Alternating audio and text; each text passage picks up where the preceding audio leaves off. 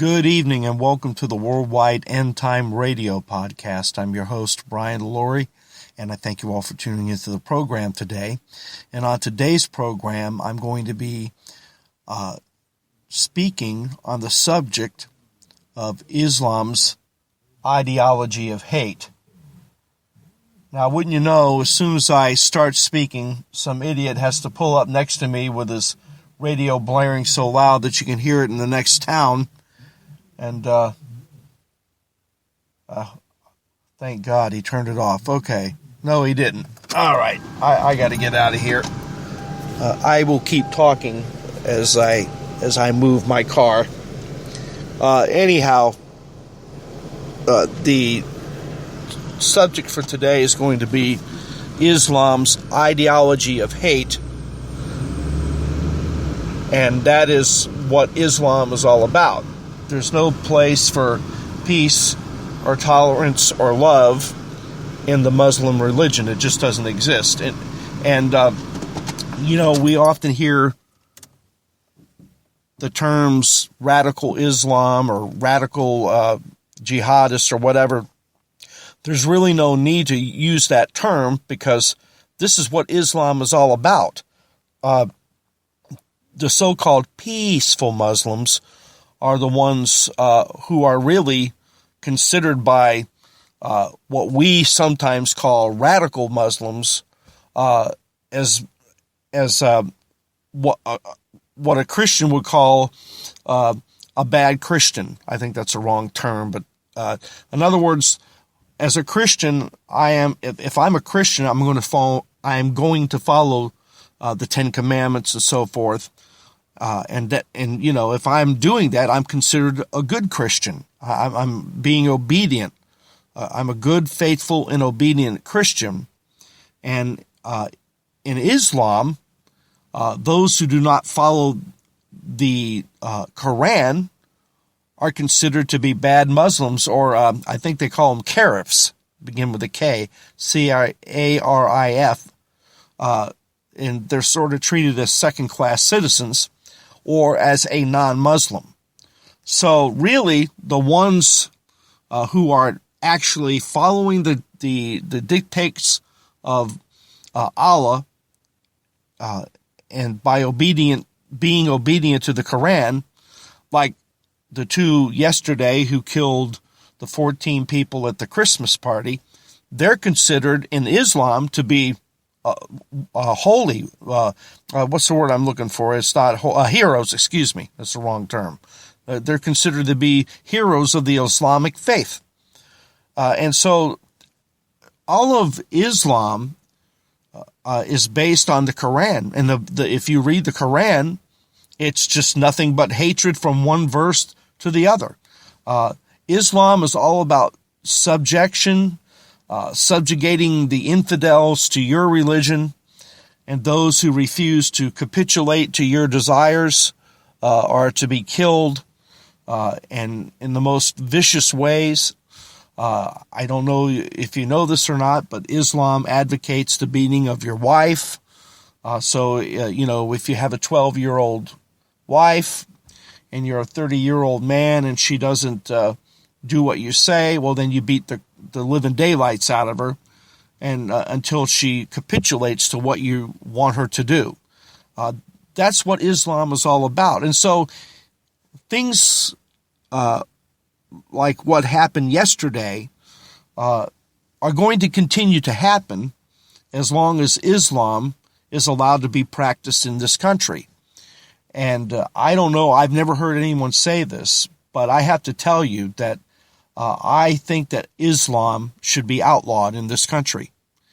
I know that the Constitution tells us that Congress shall make no law establishing the exercise, religion. I can't quote it directly, but in other words, Congress can't make any laws with regard to the subject or the practice, rather, of religion. And I think that should be changed. I think there should be some amendment to the Constitution that allows for the outlawing of any religion that poses a clear and present danger to the citizens of the United States of America. I think that that's what should happen. Clearly, Islam is on the rise, and wherever they go, I don't care where it is, the first thing they want to do is start demanding their way, demanding that Sharia law be enforced, demanding that this or that should be done. And I mean, and they just fight, and that's what Islam is all about. It's all about fighting and conquering and subjugating the infidel, and the infidel, of course, is anyone who doesn't believe like you. Like I said before, there's no place for tolerance in Islam. You know, in Christianity, we certainly preach against false religions, but as long as they're peaceful, you know, we say, well, go ahead and practice it. I mean, we would like for you to come over to the Christian faith, because those who do not accept Christ are going to hell. This is what the Bible teaches. And of course, we don't just believe the Bible because we want to. There has been so much proof that authenticates the Bible. It's unbelievable. And I'm not going to go into all that tonight, but suffice it to say that the Bible has been proven to be the Word of God on every level.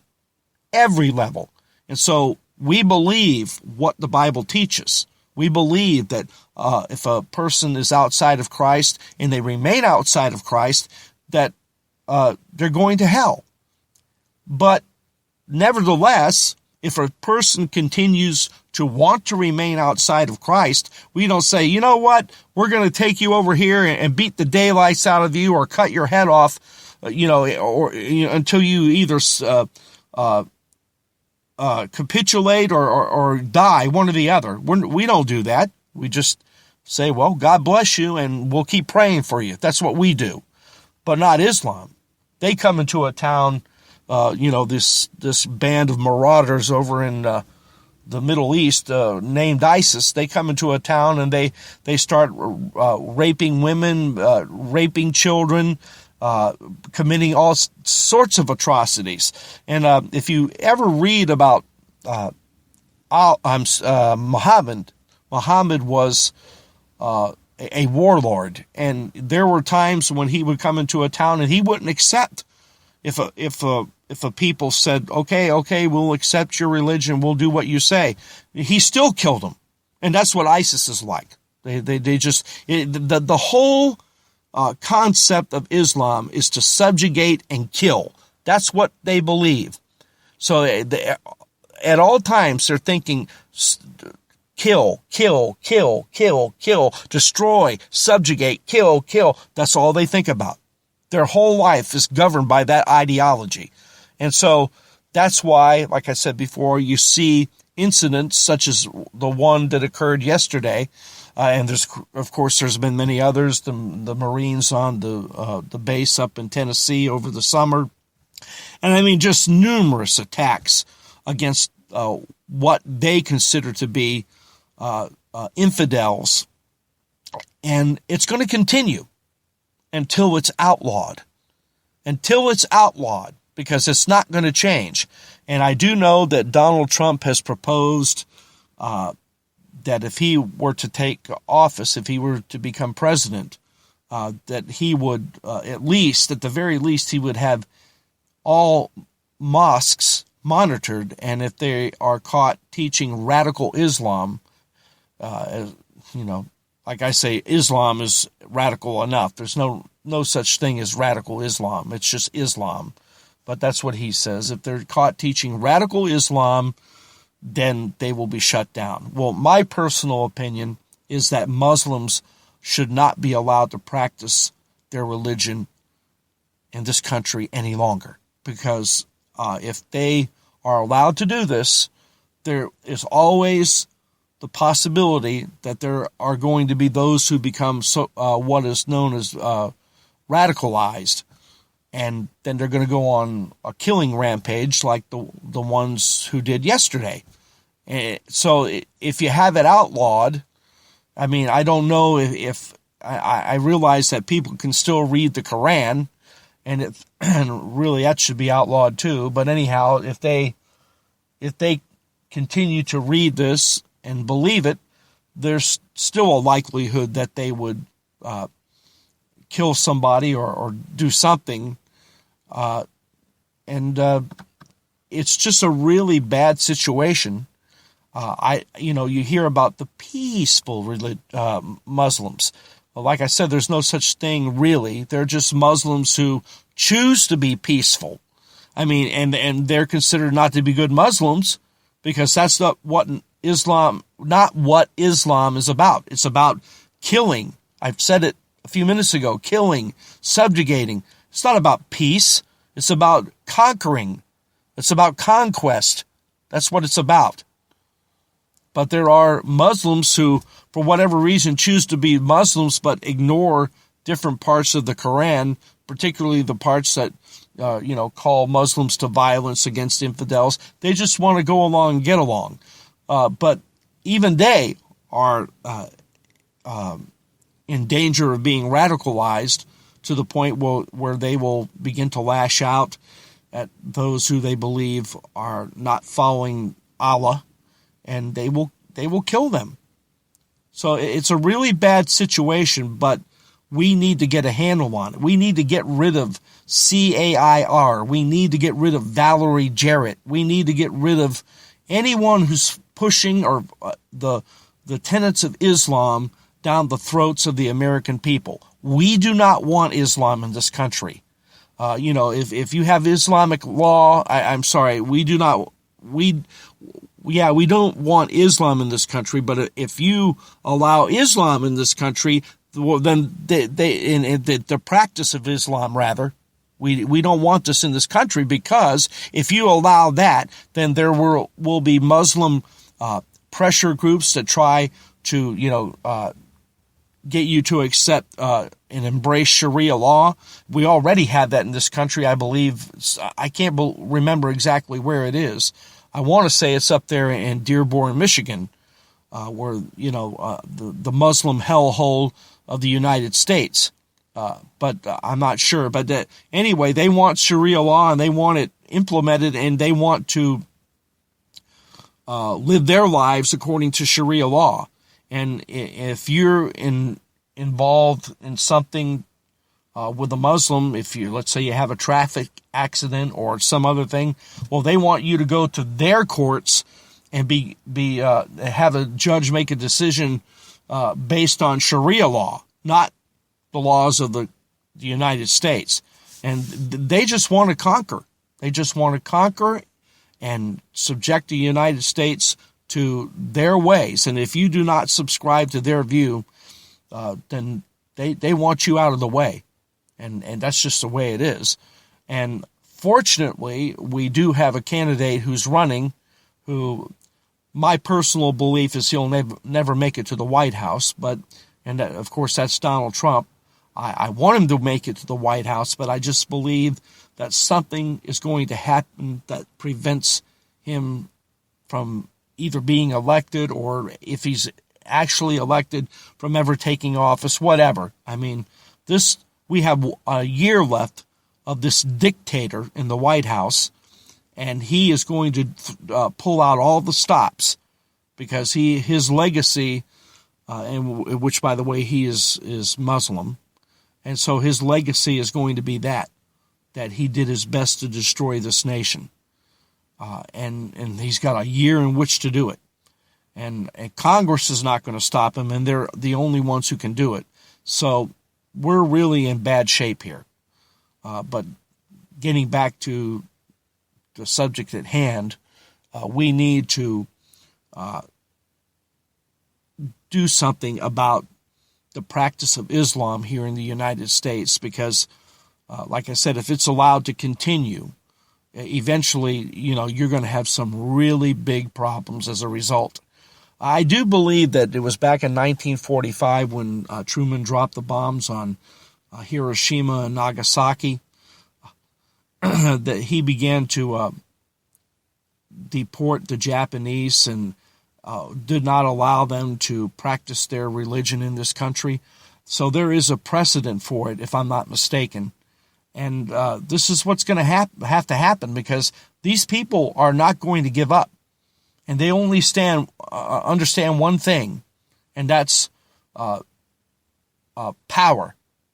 And there's only one man that I believe has the power, or I should say is ruthless enough to exercise the power over these people and deport them and not allow them to practice their religion in this country. Because as I titled the message, Islam is an ideology of hate. They hate everyone who is not like them, and that's not going to stop. And so as long as they are allowed to live here and proliferate here and practice their religion here, then you're going to see more and more and more terrorist attacks in this country. Even if Donald Trump were to be president, I mean, that's not going to stop these people, because for them, this is the ultimate dream, to die for the cause of Islam. So they have no problem with that. They're going to keep going with this campaign of terror until they get the West to submit to them. And I don't believe that's ever going to happen, but I do believe that the Muslims are going to make great inroads into Western culture here in the not too distant future. I mean, they're already doing it, but it's going to get worse. And I don't see how, if Donald Trump were to get elected and he's president, how allowing them to practice their religion here and allowing them to continue with things as they are would stop anything. You know, I think they would just continue their campaign of terror. I mean, I don't know what you could do to stop it. I think the only thing you can do to stop it is shut down the mosques and kick out of the country everyone who's been involved. And, you know, you do background checks on them and you find out who they are. And if they've been involved with any form of radical Islam, get them out of here. And you certainly don't take in thousands of refugees from Muslim countries who hate this country. And once they get here, particularly in that particular number, you know, once you start getting up 300,000, 400,000, 500,000, I mean, they're going to take over. They're going to want to take over, and they're going to keep trying. You can rest assured of that. So it's a really big mess, and this is something that the church needs to pray about. And so, again, and by the way, this is part one of this message. This is going to be a 3-part message. And tomorrow night, I'm going to get into it a little more, and I'm going to read from the Quran. Because I want you to see the things that are written in the Quran. Because a lot of people don't know. They think that what's happening is happening because of radical Islamists or radical Muslims, and it's not. They're just following the Quran. There's no such thing as radical. So, you know, they're just doing what they think they should do. So there's no way you can reason with them, because this is what they want. And until you submit to their will, they're not going to be happy. You know how it's gone in Israel. The Palestinians haven't stopped for years and years. And remember that Islam goes back 1,000 years, and they've never stopped fighting. They never stop fighting, because that, again, is what Islam is all about. Conquest and submission. That's what it's about. And you need to understand this. So tomorrow night, I'm going to read from the Quran, and you can actually see why the Muslims in this country are doing the things they're doing, because that's what their religion teaches, and they're supposed to do those things. And it's commanded in their religion for them to kill, to do these terrorist attacks, and whatever else. It's in the Quran. So, and one thing I want you all to take away from this is never trust a Muslim, because they have a thing in their practice in their religion called taqiyya, whereby they are allowed to deceive the infidels. And so you can never trust them. for anything. I wouldn't trust a Muslim as far as I could throw them. I don't care how nice they are or whatever. It just has to be that way, because that is the deceptive nature of Islam. So anyhow, I hope this message has done something for you. And of course, you all are aware of my website, AmericanChristianRadio.org, WorldwideEndTimeRadio.com, TheProphecies-of-Daniel-Explained.com. All of those websites are up and running. I killed 2 websites this week. I just have nothing to say. I still own the domains, but really, I just can't do all these things. I can't update all these websites and take care of them the way I need to, because I don't have the time. So these 3 websites I can handle that. And of course, in case any of you are interested, I still have the crimesofthezodiac.com, which is about the Zodiac Killer. And if you're interested in that, you can go to that website, and there's still some updating that needs to be done there, but the website is basically finished. And I think you will get something out of that. And I'm going to be adding some Christian perspectives on murder to that website. So look for that in the next day or two, when I can get the time to write the article. Okay. Once again, I thank you all for tuning in. And as always, I leave you with this reminder: keep the faith and defend the truth. Have a good night, everybody.